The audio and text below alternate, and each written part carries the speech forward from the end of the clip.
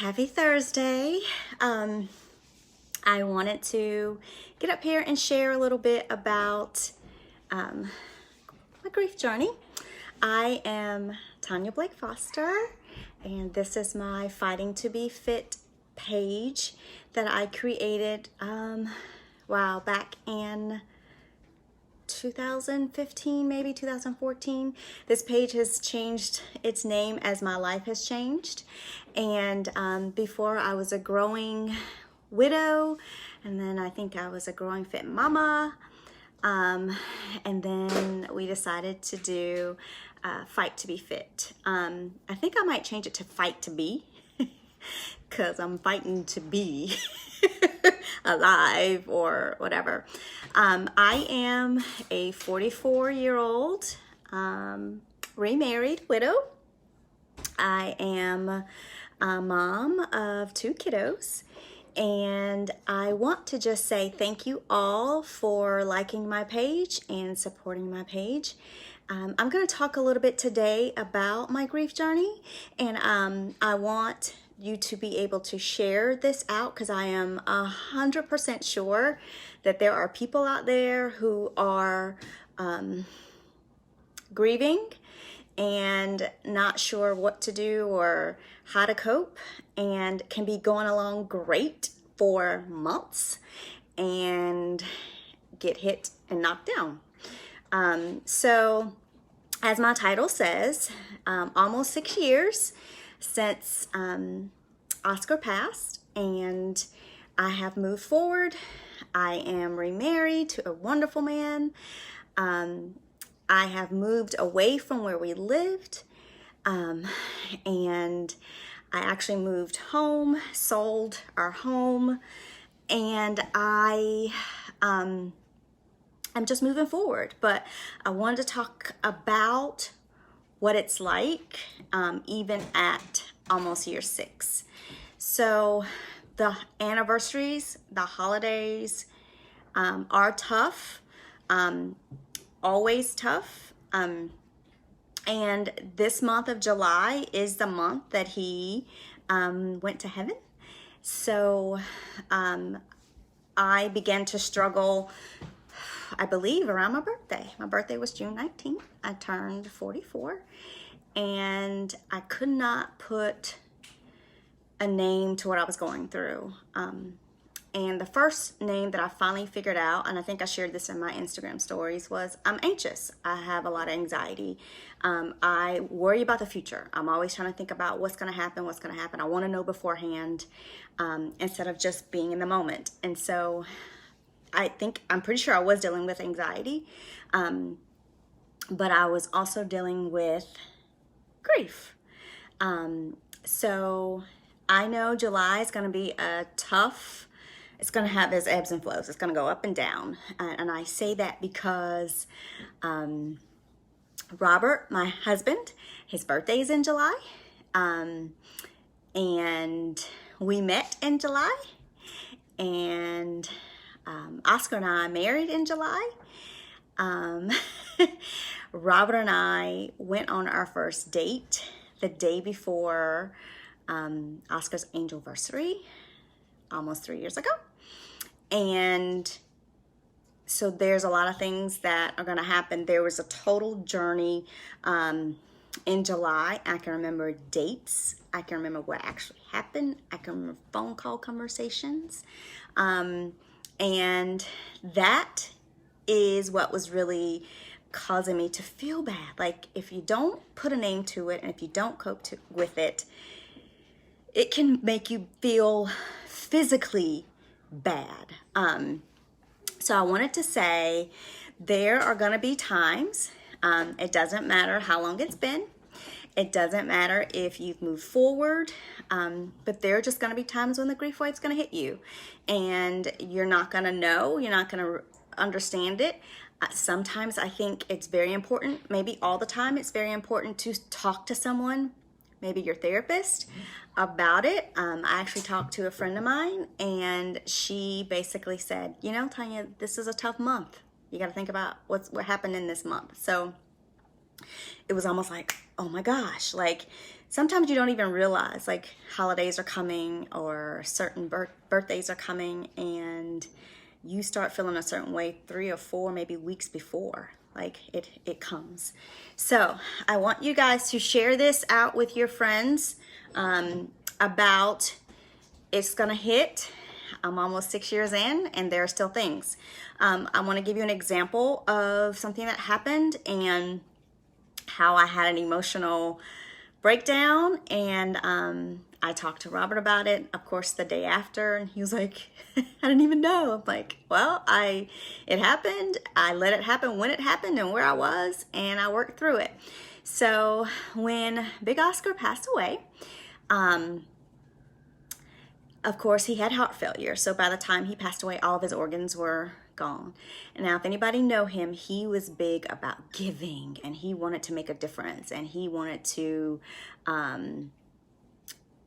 make everybody happy, and always willing to give whatever. Like, he was a big tipper and compliments galore. Even if the food wasn't good, he would say, "Oh my gosh, this is awesome."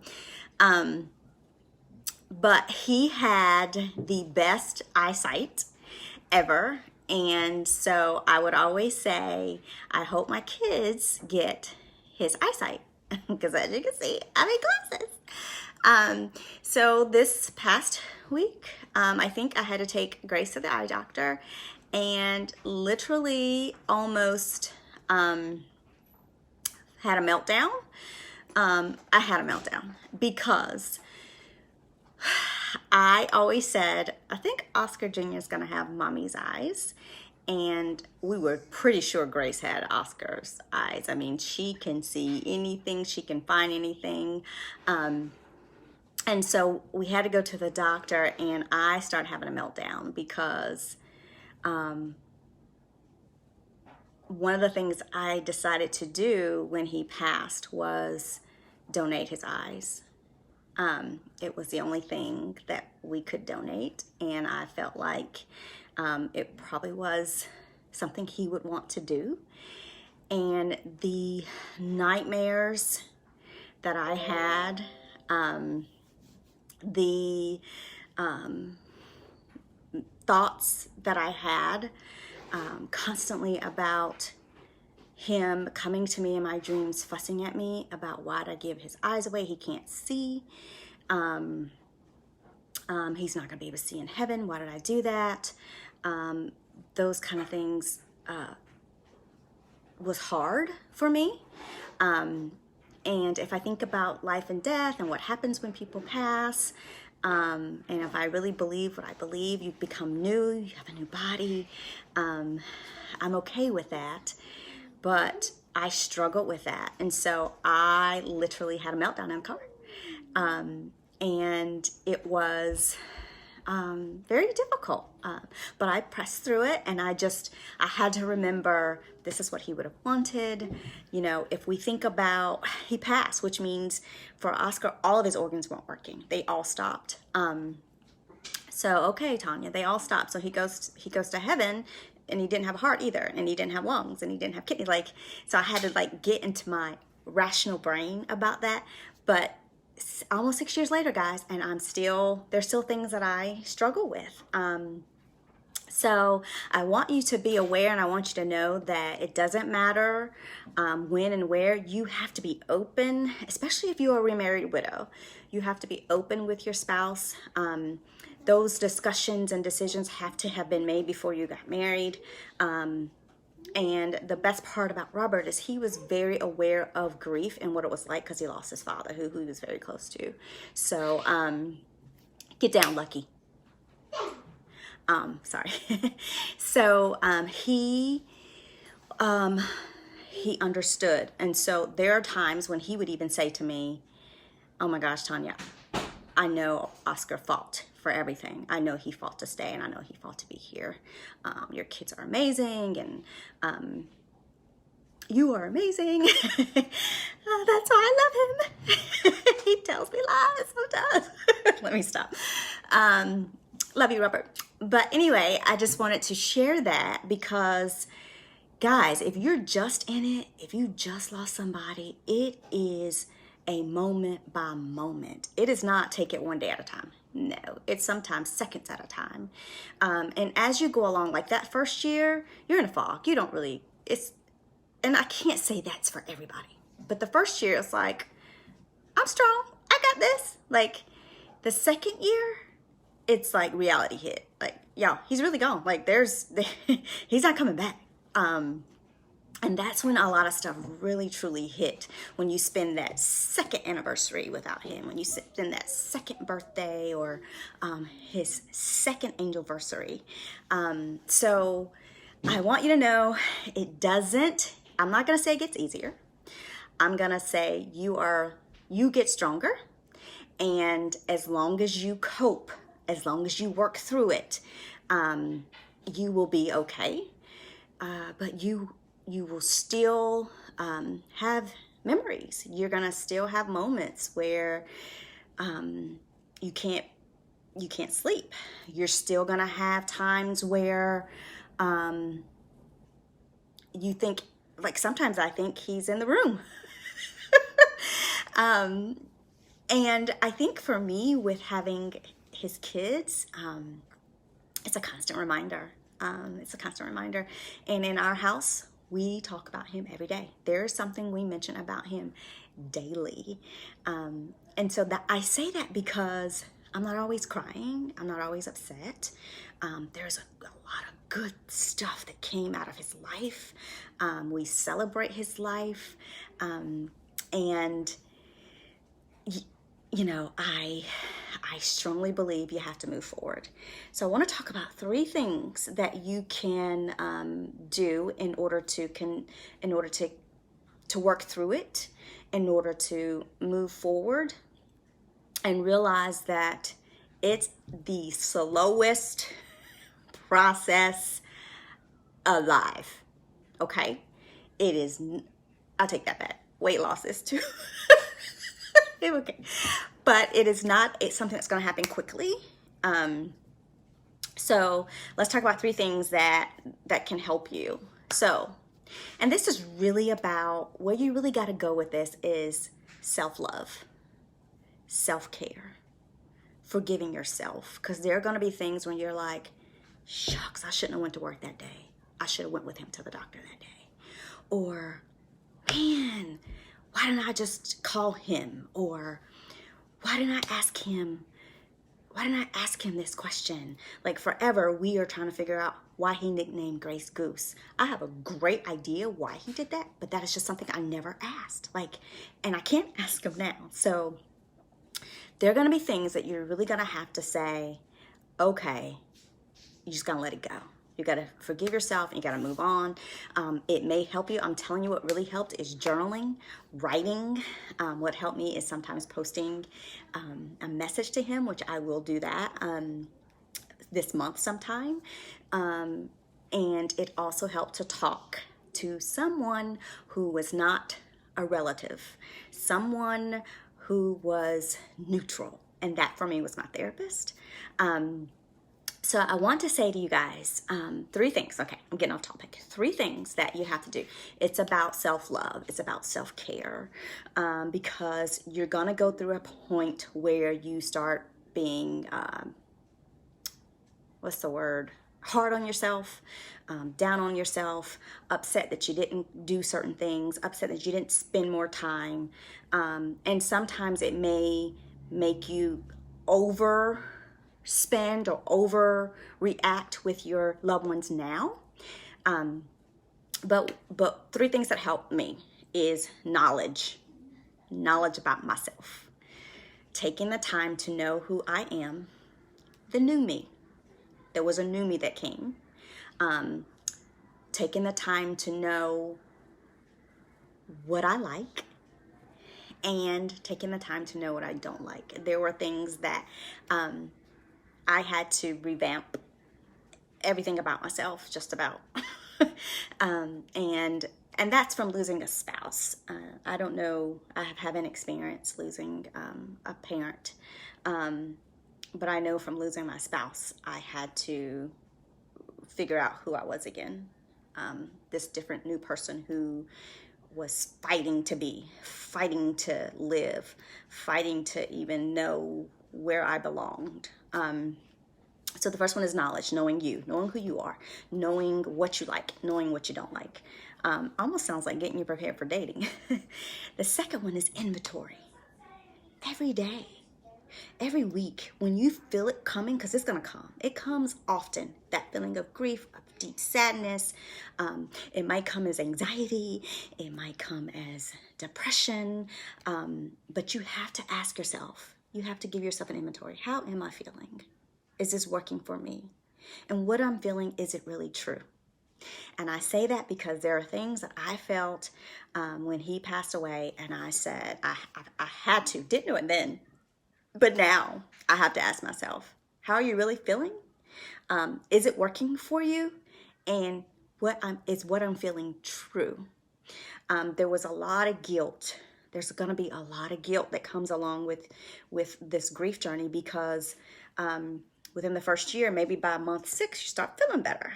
And you may start laughing, and you may start wanting to go out and have a good time. And no, you can't do that. You can't do that. That's your husband's gone. Like, what are you doing laughing? So you will experience that, but you have to inventory yourself and ask, how am I feeling? Is it working for me? And is it a true feeling? Okay.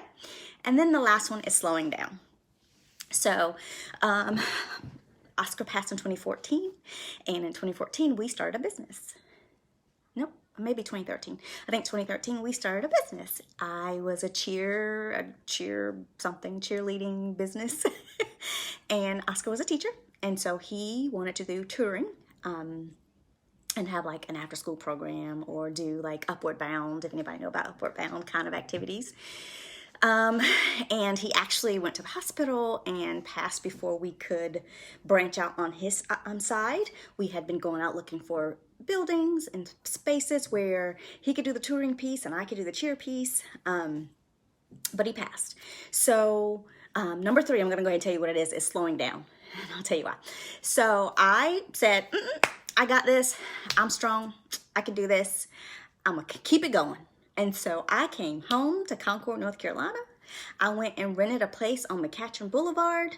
And I kept my cheer gym going. Okay. I ran and ran and ran, guys. I kept moving, and then I would just fall apart and sleep for days. And I can remember my mom saying, "You're being slothful." And I was very upset with her, because I'm like, I ain't lazy. But when I dug deep in that word slothful from the Bible, it wasn't necessarily talking about being lazy. It was talking about, okay, I'll take that back. I think lazy was part of it. But to me, what I read was, you're doing so much. You're trying to stay, distracted. That's the word. I was trying to stay distracted, and was not relying on God. I was not relying and listening to the Holy Spirit directing me and telling me what I was doing. I was trying to do it on my own, and then I became burnt out and lazy. And lazy because I eventually dropped that business and slept forever. Like, I was forever in the bed.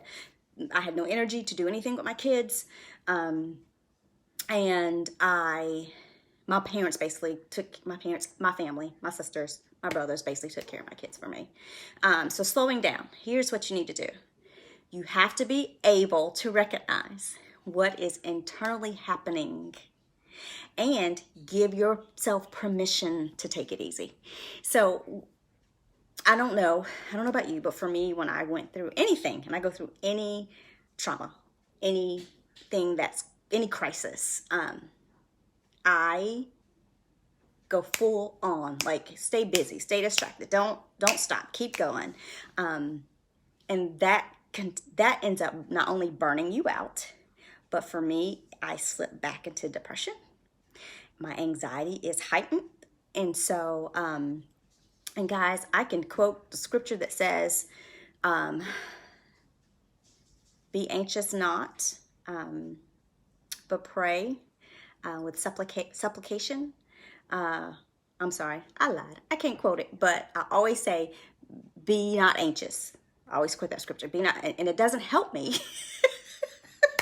It doesn't help me, so I really have to pray, and the Lord have to say, recognize what it is.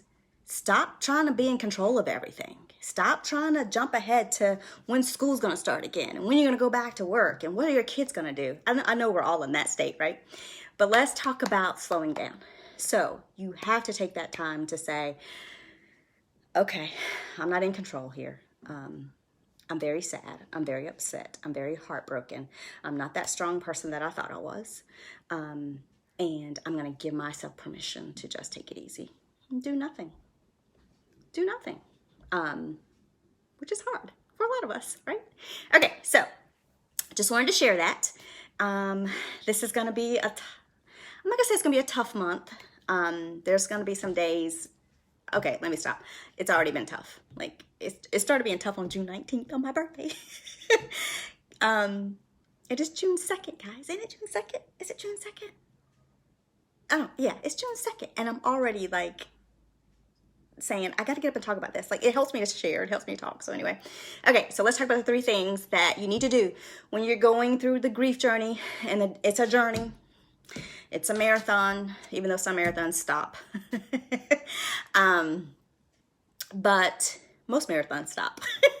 Thank you, honey. It's July 2nd. I appreciate that. Okay, so let's talk about 3 things. Knowledge. You have to take the time to know who you are, what you like, and what you don't like when grief hits, because you're so consumed with your feelings and your emotions. And a lot of times we get angry and we get mad. These are all common symptoms of grief. And you lose your mind. It feels like you lose your mind and you don't even know what day it is. You don't know where you are. That's honestly that was my experience with grief. So you have to take the time once you get to that point, because the first year second year might not be that great either. You got to take the time to know who you are, what you like, and what you don't like. Okay? Inventory. When you're feeling certain ways, when you're feeling anything, you need to take inventory. You need to ask yourself, how am I feeling? Does this feeling work for me? And what feels true? Should you really feel guilty? No, that's just a trick. You should not feel guilty. When you get in second month, second week, third month, a lot of times people lose somebody and you start remembering things that they say or they've done in a certain experience and you start laughing and you feel guilty about that. Is that feeling true? No, it's not true. That's you remembering your loved one. That's you honoring your loved one. So make sure you inventory yourself and ask yourself that. And then, of course, slowing down, being able to sit down, give yourself permission, take it easy, recognize what's happening internally. Grief manifests in so many ways. And one of the ways it does is it messes with your health, messes with your, I remember having a panic attack and I remember literally crawling out of my room to my dad and said, you got to take me to the hospital. I think I'm going to die. Like that is a true feeling. And let me tell you what I was doing in my room. Try not to deal with my grief. And my dad said, you're going to be okay. Just go on back and lay back down. So we really have to take those moments, take those minutes, take those days, months, however long it take, go through the roller coaster. If you honor that wave, you can float, but you got to get up out of there eventually. But don't try to shoot back up out of it. Hopefully this is making sense. You have to feel it. You have to cry. And I remember crying, I think it's June 25th. Was it June 25th? It was a Friday. I took Grace to the doctor. And I was crying in the car. And this is what I was saying to myself. You gotta stop. You gotta stop crying. You may ever do that. You gotta stop crying. You can't cry. You can't cry. You gotta go into the doctor. You can't cry. Your baby gonna say you can't cry. And that's what got me in where I was. Holding in all those feelings. It's affecting my heart. So I cried, processed it, thought about it. It wasn't true, the feelings that I was feeling. But those are things that you really gotta work through. All right, guys. I'm I think I've been up here for a long time. I hope it helps someone. So those of you who know a loved one who's lost someone, those of you who have lost someone, I would love for you to share the video if you can, and put in the comments if this was helpful. And that's it. All right, guys. Talk to you later. Bye-bye. Thanks for watching, guys. Done? Almost done, sweetheart. Hi, Karen. Hi, Annetta. Hi, Amber. Hi, honey.